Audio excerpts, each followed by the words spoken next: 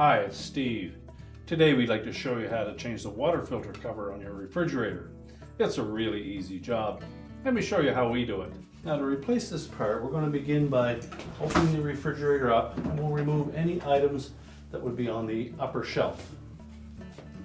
If the old cover is still in place, we'll need to remove it first. Just reach up and depress this little locking tab. Just pull it towards the front and that will drop the cover down. There are two hinge pins located on the mounting bracket that will fit into these two openings on the cover. So to remove it, we're simply going to flex the back of that cover away from those hinge pins. Do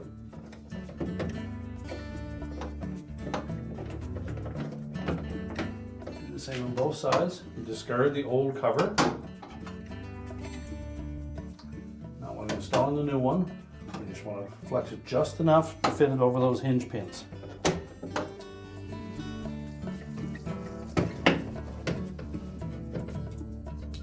And then simply snap it into place. Make sure the locking tab engages on the front. And we can close the refrigerator up.